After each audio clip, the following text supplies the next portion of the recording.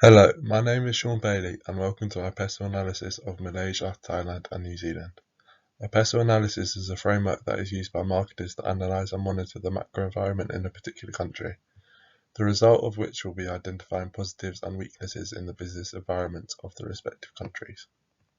The P in the PESTLE acronym stands for Political Environment. I have sourced the political analysis on this slide from the CIA World Factbook and the PRS Country Risk Guide. Malaysia, Thailand and New Zealand all have monarchs' power. However, their power is limited as the ability to make and pass legislation resides with an elected parliament.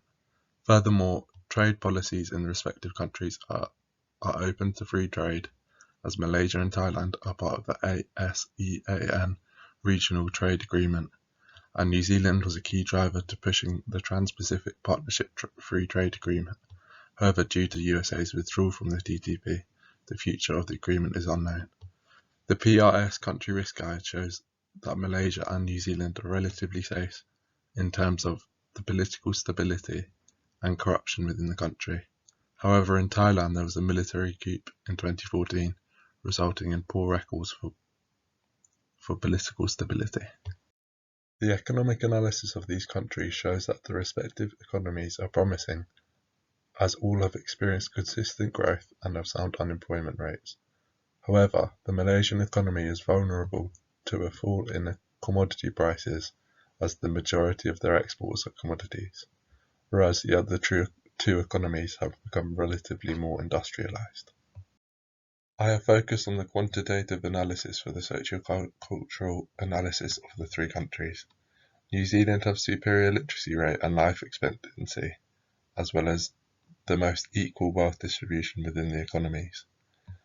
The Human Development Index is a method of ranking countries by level of human development, measuring health, education, and income.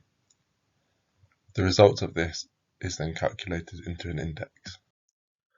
As you can see in the HDI results, New Zealand is far superior, ranking 16th in the world. However, Malaysia's HDI levels are well above average for their regional area, whereas Thailand's income and composition of resources are the downfall for their HDI score. I decided to focus on the quality of infrastructure for the technological analysis of these countries. I used the Logistics Performance Index for this, as various independents such as frequency that shipments are received within the estimated time, competitive pricing, and quality of trade and transport-related infrastructure are all taken into account. All three countries are quite closely aggregated on this index, with Malaysia on top. I decided to research the legal and political challenges startup businesses would face setting up in these countries for the legal analysis. I used the Ease of Doing Business website and found that New Zealand were the best country in the world to not only start up a business, but also in everyday operations of the business.